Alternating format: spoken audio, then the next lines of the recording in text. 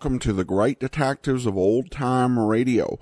From Boise, Idaho, this is your host, Adam Graham. If you have a comment, send it to me, box13@greatdetectives.net. Follow us on Twitter at Radio Detectives and become one of our friends on Facebook, facebook.com/Radio Detectives. I want to encourage you to check out my store, store.greatdetectives.net, where you can pick up all my books, ebooks, and audiobooks, including All I Needed to Know I Learned from Columbo, and All I Need to Learn I Learned from Dragnet.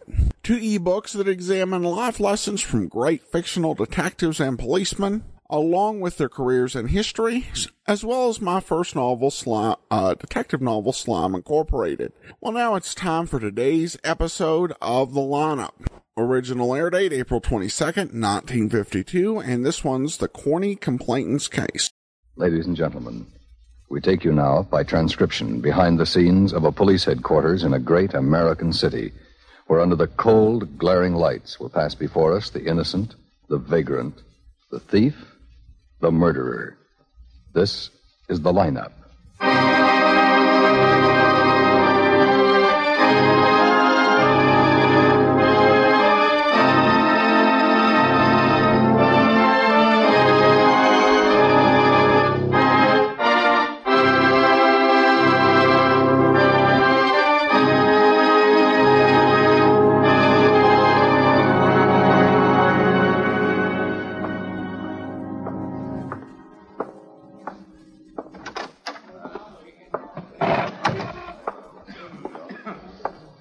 Hello, Ben. Hi. Mrs. Dempsey show up yet? Not yet. May I have your attention, please? You people out there on the other side of the wire. Grab a chair. May I have your attention, please? Let me know when she comes in. Huh? Yeah, sure. Thank you. My name is Karger, Sergeant Pete Karger. I'll explain the lineup to you. Each of the suspects you will see will be numbered. I'll call off a number, their name, and charge. If you have any questions or identifications, please remember the number assigned to the prisoner as I call his name. Please be prompt with your questions or identifications. The questions I ask these suspects are merely to get a natural tone of voice, so do not pay too much attention to their answers, as they often lie. All right, bring on the line. Keep it moving, boys, all the way to the end of the stage. That's it, all the way. Now turn and face front. Speak right out so the people in the back of the room can hear you. Number 1, Francis Gilligan, open charge. Step out, Francis, right to the circle. Where do you live? Later. Last place you slept in town? 219 Balance Avenue, apartment 10. That on the east side? Yeah. When were you arrested? Night before last. Where? The Golden Gate. At an eating place? Yeah, it's a restaurant downtown. What's your business?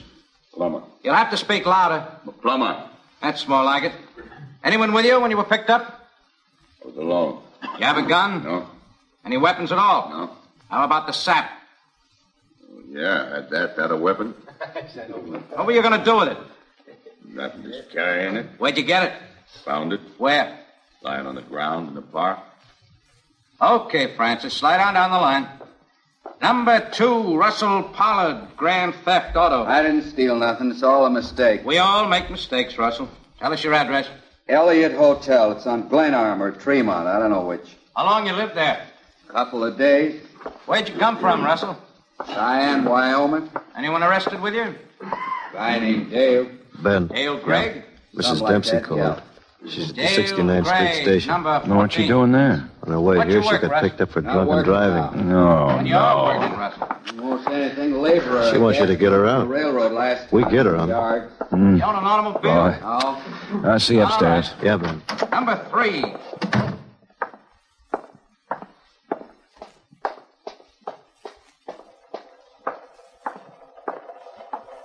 Hi, Ben. Hi. Anything on the book? Chicago wired about Phillips. Extradition papers ought to be in the mail tomorrow. I don't mean a change in the night watch. Who have we got? Kennedy and Gomales can stand in for 2 days. Yeah. I'll take it in here. Right. Lieutenant Guthrie. Lieutenant, this is Bob Tasker. You know, I reported a burglary the 5th of last month. Oh, yes, Mr. Tasker. What can I do for you? Well, I think I have some information that might help you. You know, it's been over a month you fellas haven't Yes, done. I know, Mr. Tasker. It's been slow. Would you like to drop in here, or do you want us to... Now, there's no time for that, Lieutenant. I'm going out on another selling trip tonight. Matter of fact, my train leaves in 45 minutes. Can you meet me at the station? Say the cocktail lounge in 15 minutes? Well, certainly, Mr. Tasker. We'll be there. Thanks.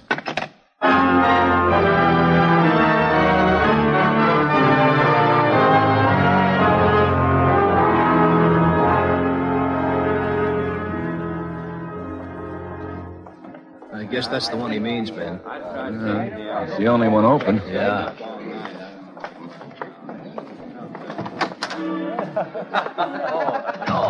I've got to catch the train. Hi, hello, Lieutenant. Oh. I'm looking for you. Got a table over here. Come on. Oh, thanks.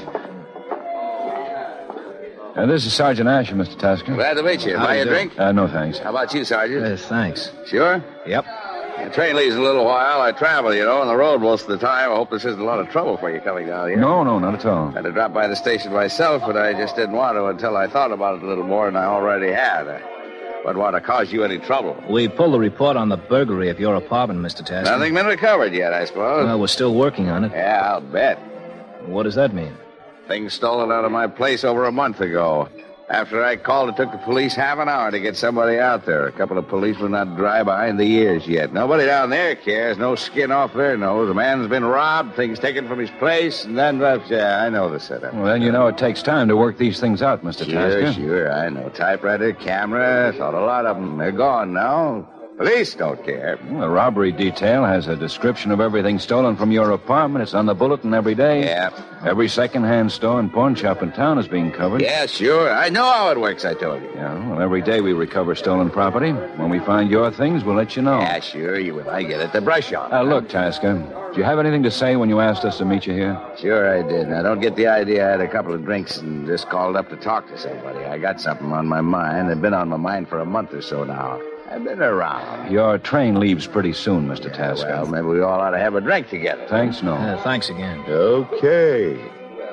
I want you to know there's nothing personal in what I said a second ago. You pair look like a pretty good couple of guys. We are a pretty good couple of guys, Mr. Tasker. How about it now? Well, look, that place I live in, there's some darn funny things going on in and around there. You know that? You're talking about 1720 North Raft Avenue? Yeah. What do you mean, funny things? Funny things, people. I guess I noticed them before my place was burglarized, but I never connected it before. I always pay attention to my own business, you see. I don't even know the name of one person living in that building, and I've been there 2 years. What do you think of that? Well, how does this tie in with the burglary? These people going in and out at all times. That's how it ties in. They're funny, I tell you. Well, how's that? Well, they dress funny. You know what I mean? Big shoulders on their suits, pants all cut big at the knees and tight around their ankles, long hair. I know people, decent people, right people. The kind that I've seen around there lately aren't what I'd call right people. I've seen them in the hallways, the lobby, and cars parked in front of the place, and it doesn't look right to me. I think one of them did it. You think one of them broke into your apartment? Yeah, I do. Well, any particular one? Well, no, I couldn't say about that, but I think one of them is our man. But you don't know which one? Well, any one of them. Well, tell me, do these people live in the building? No, I don't think so. Then they visit someone who does live there. Yeah, sure, they must.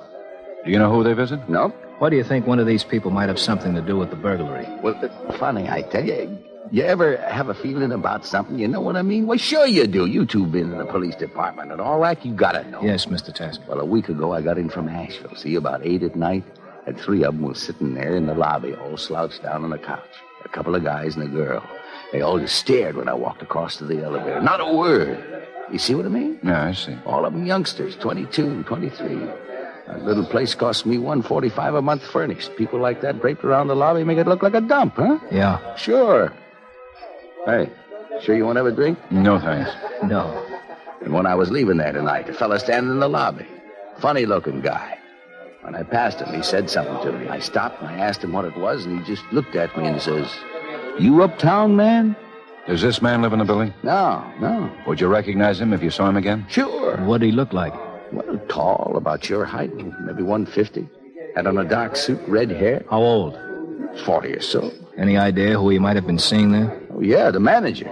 Oh, what's his name? It's a woman named Walters, Mrs. Walters. She runs the place. I don't see much of her. Well, how do you know this man had been visiting her? Came out of her apartment. She was arguing with him in the hallway when I got off the elevator. That's when he came up to me. Have you ever seen him around there before? Yeah, a couple of times. Never knew who he visited before, though. Were you alone? Yeah. Was he alone? Just with her. Or did you hear what they were arguing about? No. Mr. Tasker, what was it he said to you again? I'd like the exact words. You uptown man? That's what he said. You're positive? Yeah, positive. Some kind of zoot talk or something, I guess. I wonder what he meant by it. I've been around, but I never heard anything crazy like that before. Have you? Yeah. Huh? He was asking you if you had any marijuana.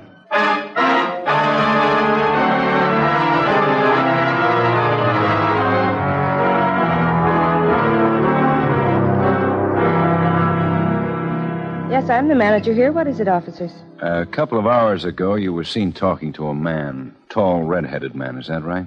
A couple of hours ago? Oh, no one's been here all night. I've been alone all evening. We'd like to talk to this man, Mrs. Walters. Are you sure? Yes, I'm sure. Why do you want to talk to him? I want to clear up a few things, that's all. Tall, red-headed man. Dark suit. Oh. Oh, yes, there was a man here. I guess you mean him. What's his name? Well, I don't know that. He came here looking for an apartment, that's all. I don't have any vacancies, so he left. Mm-hmm. We got the impression that you had an argument with him, Mrs. Walters. For heaven's sake, where'd you get that idea? A man who lives here in the building said he saw you arguing with the red-headed man. Who told you that? Mr. Tasker. You know Mr. Tasker? Yes, 308. He shouldn't say things like that. It isn't true at all. Why would I be arguing with the man? Mr. Tasker told us he'd seen the man in the building a couple of times before. We thought he might have been a friend of yours. I never saw him until tonight when he came and asked about renting an apartment. You sure? Of course I'm sure. Have you ever seen him around here before? Not that I know of. Well, maybe he visits someone here in the building. He might have. I can't answer that. What's this all about? Why are you so anxious to talk to this man? Just trying to get a little information. Was he here long? No, he just came to the door. I told him I didn't have a vacancy, and then he left. Did he come inside your apartment? No. Mr. Tasker told us he saw this man leaving your apartment. Then you walked out in the hall with him. I don't know why he'd tell you a thing like that. It isn't true. It isn't true at all. You didn't argue with him? No, of course not. What was there to argue about? Is your husband home? I've been divorced for 7 years. We sure like to get this straightened out, Mrs. Walters. Mr. Tasker says one thing, you say another. Well, go back to Mr. Tasker. Don't bother me. What's this man done? You're so interested in him. Well, we only want to talk to him. He didn't happen to leave a card or anything. No? Doesn't he want you to get in touch with him when you have a vacancy? No. Well, here's my card. If he happens to come by again or phone you, do you mind letting me know? All right, but there's not much chance I'll ever see him again. Well, thanks for your help. Sorry to bother you. Good night, Mrs. Walters. Good night. Nice-looking woman. Yeah. You got a light? Oh. Yeah. Right. Keep them. I want to look at the mailboxes. Dan? Yeah? She's got 2 vacancies.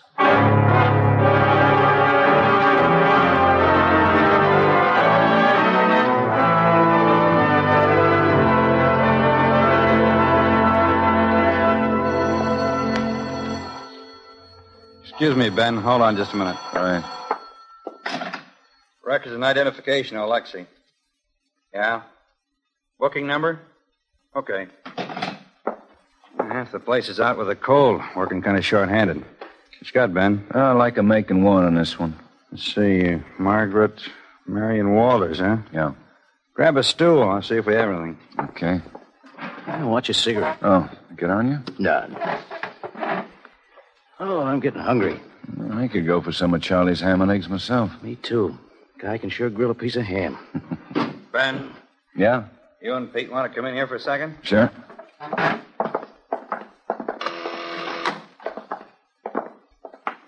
Take a look at this. That's her, all right. It'll take a while to get a package on her. Want me to send it up later? Any convictions? 1938 child stealing. Oh, here's another one. May 1947. Narcotics violation.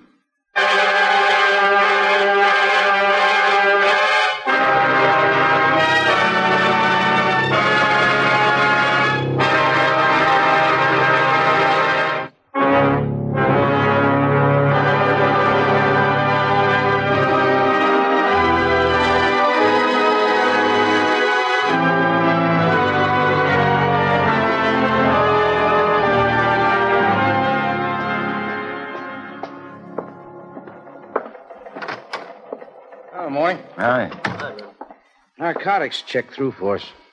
No complaints, no activity reported in that neighborhood. Brainerd or one of them will be up later on. I sent through Tasker's description of the redhead, and they're checking. Any coffee around this place? Oh, ran out yesterday. Don't look at me. I bought the last pound. Yes, you did. The apartment building's owned by a man named Shaborn, retired lawyer. He hired Mrs. Walters to manage the place for him a couple of years ago. Asher talked to him this morning. Oh. Shaborn says she's always done a good job, tends her books, keeps the place running like a clock, thinks she's just fine. She gets $75 a month and her rent. 10% bonus for every 12-month lease. Not bad. Good enough to be driving that caddy? Who knows? Shaborn gave me a list of all the tenants in the building. Well, better run it through before we ask any questions. You got a chance to get out there and look at the place? Yeah, nice place. Nice residential neighborhood. Everyone minds their own business. No one bothers anybody else. Was that all? You think it'd be a good spot to work for? The best. Anything from Kramer and Murph? Still staked out across the street. No callers so far today. Okay. Corny and Asher can follow them. We'll go on at 6. If she's up to her old tricks, if she's selling again, we're bound to recognize somebody who comes along. Right. Well, I'll check back. Well, where you going? Coffee. Want some? Sure. Yeah, wait a minute. I'll go with you. You stay here and drink that pound you bought.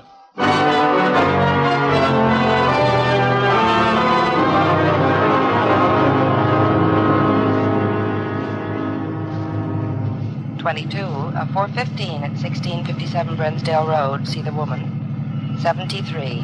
A 480 proceeding north on North Randall Boulevard. License 62 Edward 4568.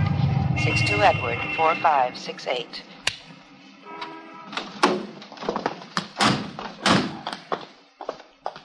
Hi, Ben. Hi, Asher.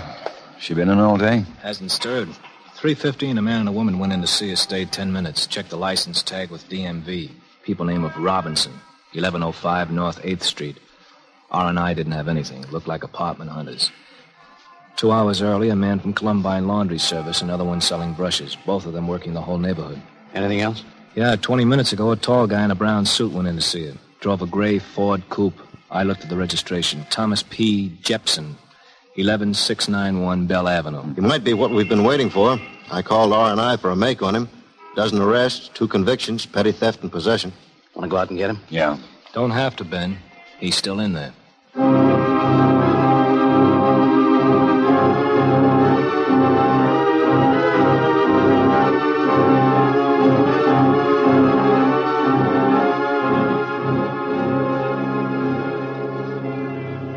What time's it, Ben? 5 after 8. I'm freezing. Wish it'd start getting warm. Hate these kind of nights. I'd like to wrap this up. Well, maybe we can do it now. There he is. Yeah, come on. Just a minute there. You talking to me? Yeah, hold it just a second. What is it? What do you want? Police. I'd like to talk to you. I haven't done anything. Got a driver's license? Yeah, sure. Yeah. Just the license. You keep the wallet. Thomas Jepson. That's your name, isn't it? Yeah. 11691 Bell Avenue. That's still your address? Yeah. Here. Who do you know who lives in that apartment building? You've been in that building visiting someone for the last 45 minutes. Saw you go in. We've been waiting for you to come out. Who'd you see in there? Oh, but just a friend of mine. No harm in a guy visiting a friend, is there? What's your friend's name? A girl I know. Walters, that's her name. Mrs. Margaret Marion Walters? Yeah. How long have you known her? Oh, a few months. You have any business with her, Tom? I don't get you. When you were in her apartment just now, did you buy anything from her? I don't know what you mean. Did she give you anything then? No. You ever bought anything from her? Hey, you must be on the wrong track. I don't know what you're talking about. She's a friend of mine. I went to see her. I got a right to see my friends. Don't you think so? Yeah, that's right. We're just trying to clear something up. Somebody give you a wrong tip. Nothing to clear up? Well, we have to look into everything, Tom. Did you buy something from her just now? All right, Pete. Hey. Stand still. Wait, what is Come it? on, Tom. Hold still. I don't get this. I don't get this at all. What are you shaking me down for? Nobody's shaking you down. Don't you have to have a reason for something like this? Hey, Ben. Yeah. Now we have a reason, Tom. Did you buy these things from Mrs. Walters? Did she sell them to you? Okay, you better come with us.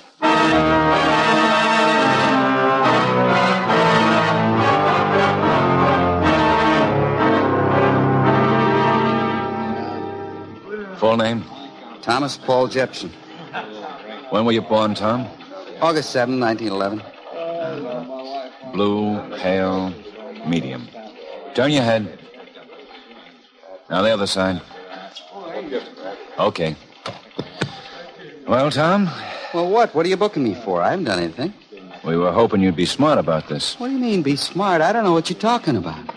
This will make your third trip. Aren't you getting tired of this kind of thing? You're in pretty serious trouble, whether you know it or not. Look, book me, jail me, do what you got to do. I'll be out tomorrow. We don't think so. Well, you got nothing on me. I think we have. I went to see a friend. I can do that. Why do you want to go through all this? I don't want to go through anything. Not very smart.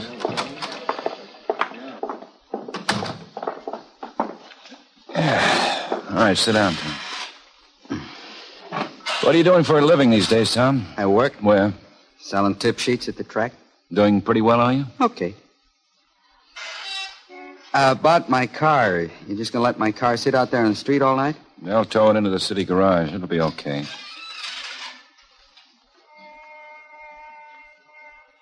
What are you gonna do with me? We're just gonna sit here? Don't you like it, Tom? Now, look, you guys, I know a little something. I've been in a squad room before. Tom. Yeah? It's her we want. Well, go out and get her. Nobody's stopping you. Well, we can have both of you. But it's her we want most. Possession's one thing. Peddling's another. Well, Tom? Okay.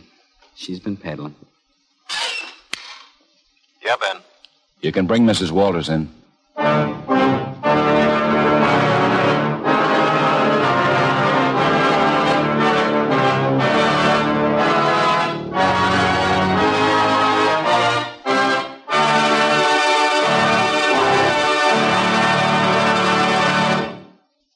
The lineup, where before you pass the innocent, the vagrant, the thief, the murderer. Listen again next week when we again bring you the lineup. May I have your attention, please? You people out there on the other side of the wire in the audience room, may I have your attention, please? Thank you. My name is Karger, Sergeant Pete Karger. I'll explain the lineup to you. Each of the suspects you will see will be numbered. I'll call off a number, their name, and charge. If you have any questions or identifications, please remember the number assigned to the person that calls your name.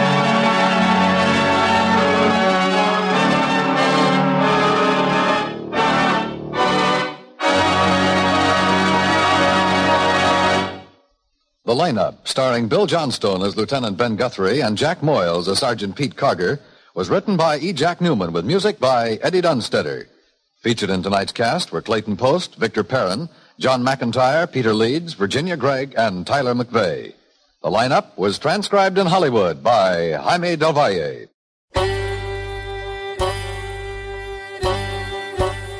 Hi, this is Andrew from OTRWesterns.com. I wanted to invite you to come take a look at our site. We stream live OTR Westerns 24 hours a day, 7 days a week, along with putting out podcasts of old-time radio westerns.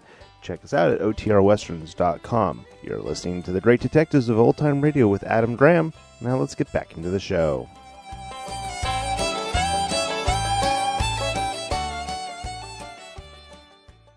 Well, a very Dragnet-esque lineup story, even to the point of some of the bureaus and departments cited. I did like the surprise that the confused tenant actually got a translation from the police and learned he'd been asked if he had any marijuana. So a pretty good script. It would have been better if it was a little bit longer, but at this point in the 1950s, many programs were getting cut back by the network so they could combine the dramatic radio broadcast with news. All right, well, that will actually do it for today. Be sure and join us back here tomorrow for Richard Diamond. Next Tuesday, another episode of The Lineup. In the meantime, send your comments to box13 at greatdetectives.net. Follow us on Twitter at Radio Detectives. And become one of our friends on Facebook, Facebook.com/.